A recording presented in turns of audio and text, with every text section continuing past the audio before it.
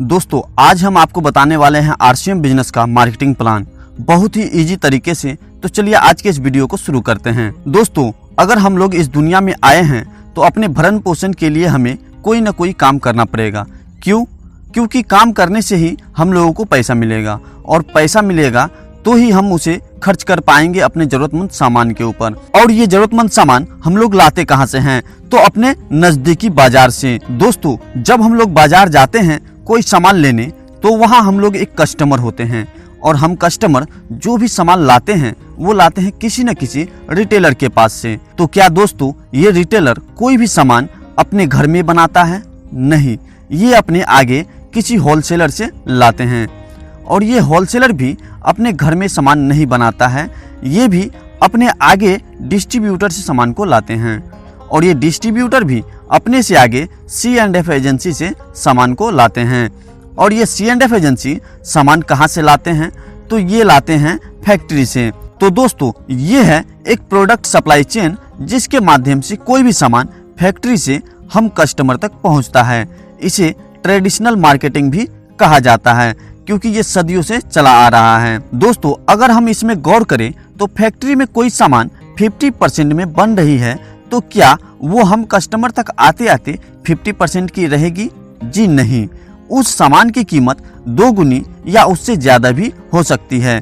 क्योंकि फैक्ट्री और कस्टमर के बीच जो बिचौलिए बैठे हैं ये भी अपना 10% प्रॉफिट लेते हैं। और उसके बाद कंपनी अपने प्रोडक्ट के विज्ञापन में भी बड़े बड़े सेलिब्रिटी को 10% का प्रॉफिट देती है। और उसके बाद भी ये जो बिचौलिए हैं अपनी लालच के लिए कंपनी की सामानों में फेरबदल यानी मिलावट भी करते हैं।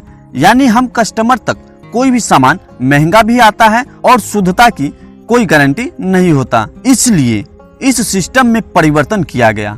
इसमें ये देखा गया कि इस प्रोडक्ट सप्लाई चेन में सबसे महत्वपूर्ण कौन है? तो इसमें सबसे महत्वपूर्ण है कस्टमर और फैक्ट्री।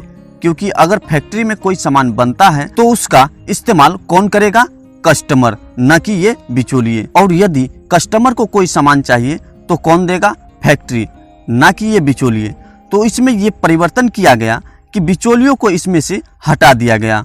और उसके बाद फैक्ट्री यानी कंपनी ने हर एक एरिया में अपना एक दुकान खोल दी जहां हर कस्टमर आकर सामान खरीद सकता है। और जहां पर ये दोनों ही आ गए वहां पर मार्केट स्टार्ट हो गया और इसी का नाम दिया गया RCM यानी राइट कंसेप्ट ऑफ मार्केटिंग। और इस सिस्टम को डायरेक्ट सेलिंग सिस्टम भी कहते हैं। और अगर हम बात करें इसके फायदे की तो पहला फायदा ये है कि हमें यहाँ 100% शुद्ध प्रोडक्ट मिलती है। क्योंकि जब बिचौलिए ही नहीं है तो मिलावट की कोई गुंजाइश भी नहीं है। उसके बाद यहाँ आपको मिलता है पक्का बिल। यदि आप इस सिस्टम से यानी RCM बिजनेस से 1 रुपए का भी सामान लेते हैं तो आपको मिलेगा पक्का बिल।